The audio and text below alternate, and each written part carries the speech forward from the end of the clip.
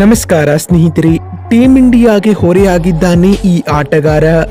ಆದರೂ ಕೂಡ ತಂಡದಿಂದ ಹೊರಹಾಕಲು ನಡುಗುತ್ತಾರೆ ನಾಯಕ ಮತ್ತು ಕೋಚ್.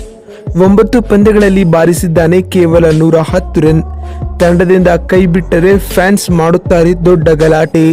ಹಾಗಿದ್ರೆ ಆ ಆಟಗಾರ ಯಾರು ಮತ್ತು ಇದರ ಸಂಪೂರ್ಣ ಮಾಹಿತಿ ಏನು ಎಂಬುದನ್ನ ಈ ವಿಡಿಯೋದಲ್ಲಿ ತಿಳಿಸುತ್ತೇನೆ. ಆದರೆ ಅದಕ್ಕೂ ಮುನ್ನ ನೀವು ಕೂಡ ಟೀಮ್ ಇಂಡಿಯಾದ ಅಭಿಮಾನಿಗಳಾಗಿದ್ದರೆ ತಪ್ಪದೆ ಈ ಕೂಡಲೇ ಈ ವಿಡಿಯೋಗೊಂದು ಲೈಕ್ ಮಾಡಿ.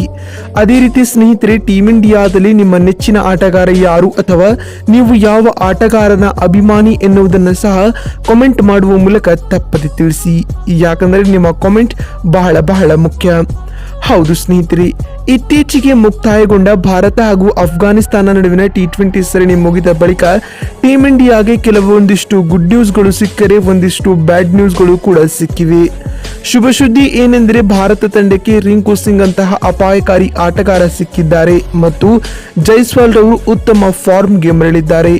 ಆದರೆ ಮತ್ತೊಂದು ಕಡೆ ಕೆಲವು ಭಾರತೀಯ ಆಟಗಾರರು ಕೇವಲ ತನ್ನ ಫ್ಯಾನ್ಸ್ಗಳ ಕಾರಣ ಟೀಮ್ ಇಂಡಿಯಾದಲ್ಲಿ ಅವಕಾಶವನ್ನ ಪಡೆದುಕೊಂಡಿದ್ದು ಸತತವಾಗಿ ಕಳಪೆ ಆಟವನ್ನ ಆಡುತ್ತಿದ್ದಾರೆ.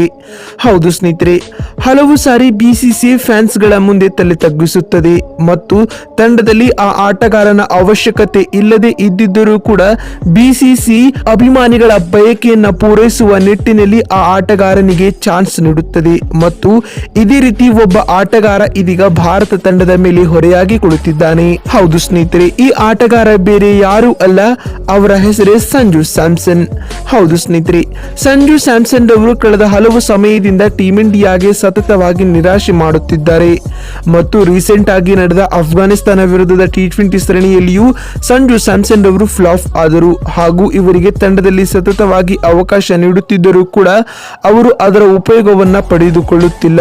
ಮತ್ತು ಅಷ್ಟೇ ಅಲ್ಲದೆ 3ನೇ T20 ಪಂದ್ಯದಲ್ಲಿ ಸಂಜು ಸ್ಯಾಮ್ಸನ್ ರವರಿಗೆ ಅವಕಾಶ ಸಿಕ್ಕಾಗ ಅವರ ಅಭಿಮಾನಿಗಳು ಬಹಳ ಸಂತೋಷವಾಗಿದ್ದರು.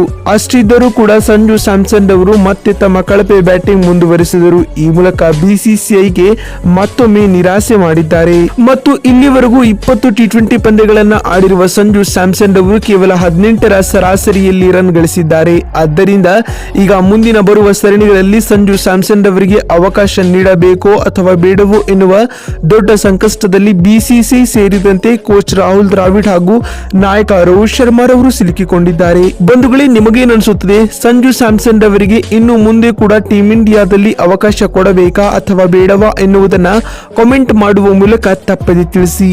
ಯಾಕಂದ್ರೆ ನೀವು ಮಾಡುವ ಒಂದೊಂದು ಕಾಮೆಂಟ್, ಒಂದೊಂದು ಲೈಕ್ ಕೂಡ ಬಹಳ ಮುಖ್ಯ. ವಿಡಿಯೋವನ್ನ ಇಲ್ಲಿವರೆಗೂ ನೋಡಿದ್ದಕ್ಕಾಗಿ ಧನ್ಯವಾದಗಳು. ಮತ್ತೊಂದು ವಿಡಿಯೋದಲ್ಲಿ ಸಿಗೋಣ. ಅಲ್ಲಿವರೆಗೂ ನಮಸ್ಕಾರ, ಧನ್ಯವಾದಗಳು ಸ್ನೇಹಿತರೆ.